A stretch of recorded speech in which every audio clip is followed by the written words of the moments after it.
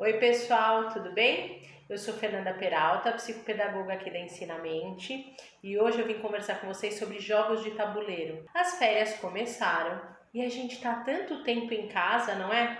E a gente fica pensando o que dá para fazer, do que dá para brincar, afinal de contas é gostoso a gente se divertir. E aí a gente pensa, jogos de tabuleiro, dama, xadrez, banco imobiliário, que são os que a gente mais conhece. Nada disso, tem um monte de novidade, um monte de coisa. Curte a gente, se inscreve no canal que vocês vão receber várias dicas de aprendizagem, sobre descoberta, sobre autoconhecimento. Curte a gente, vamos que vamos!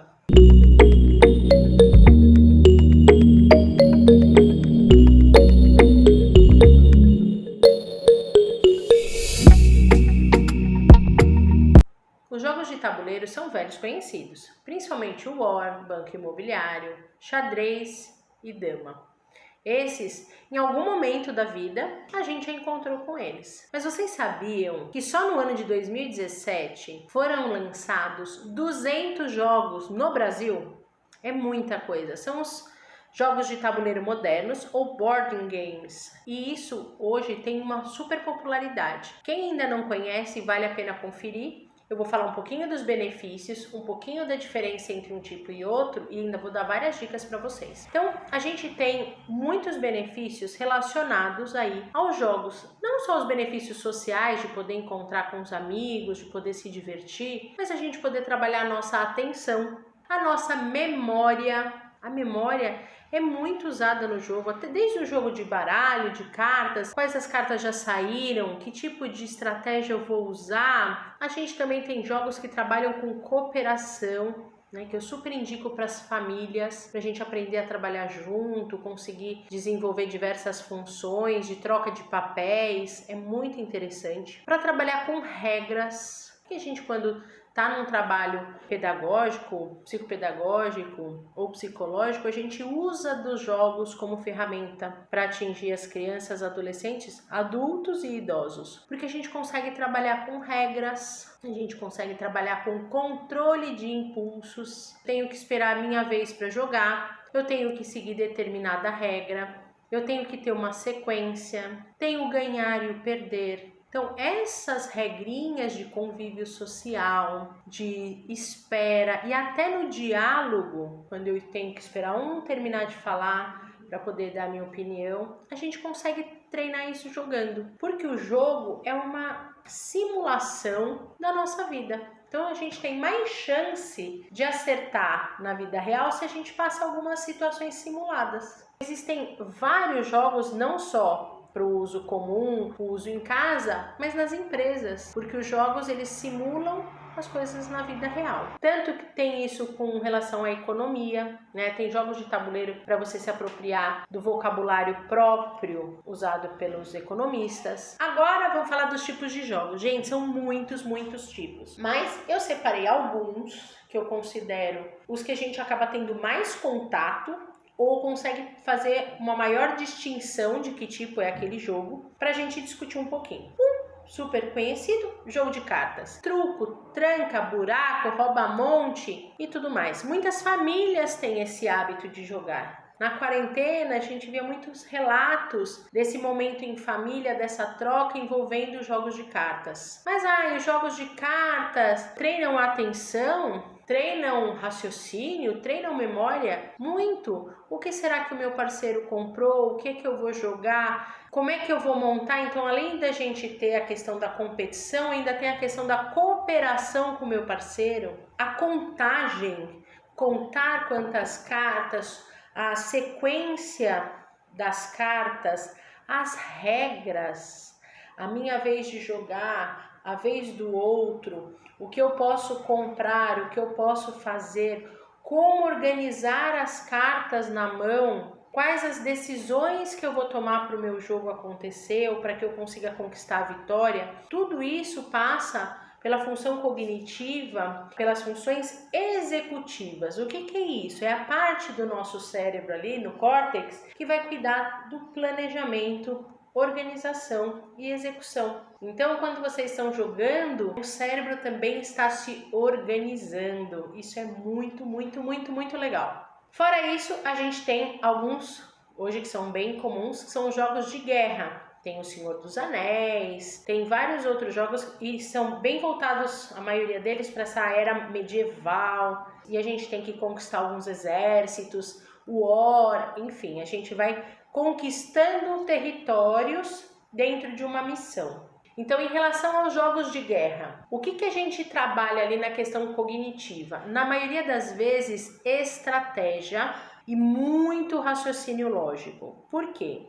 Para eu conquistar algum território, para eu vencer algum exército, além da sorte nos dados, eu preciso ter estratégia. E a gente vai falar de uma percepção clara e precisa do que eu preciso fazer. Essa é a primeira fase do nosso pensamento cognitivo. Então, eu preciso derrotar, por exemplo, no War, o exército branco. Bom, então onde está o exército branco? Como eu posso me aproximar? Quem eu vou enfrentar? Aí quando eu vou lá e tiro os dados e vou reposicionar as minhas peças, onde eu terei mais chance de ter a vitória. Então, além da gente trabalhar com essa questão do raciocínio lógico, a gente ainda faz um processo de indução e faz um processo matemático. Então, gente, adolescentes que estão na fase do desenvolvimento do pensamento abstrato, é muito bom esse tipo de jogo, é excelente. Junto com esses jogos de guerra, a gente pode falar também dos jogos de fantasia.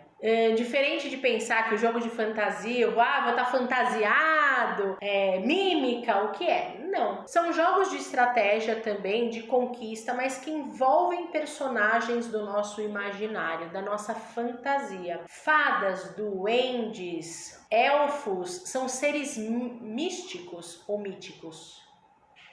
Acho que a gente pode usar mítico. Gente, se não for isso, vocês podem até deixar um comentário aqui pra gente trabalhar sobre essa palavrinha. E aí, é claro que além de toda essa questão da estratégia, da tomada de decisão, a gente vai estar usando o quê? A nossa imaginação e a flexibilidade.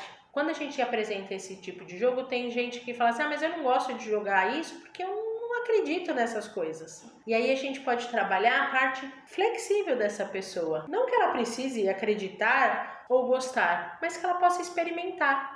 Então por isso que ela fica numa categoria um pouco separada. E por outro lado, tem pessoas que só gostam de experimentar jogos com fantasia, porque aproveitam esse imaginário para se soltar, para se sentir mais tranquilo, brincam mais nesse imaginário.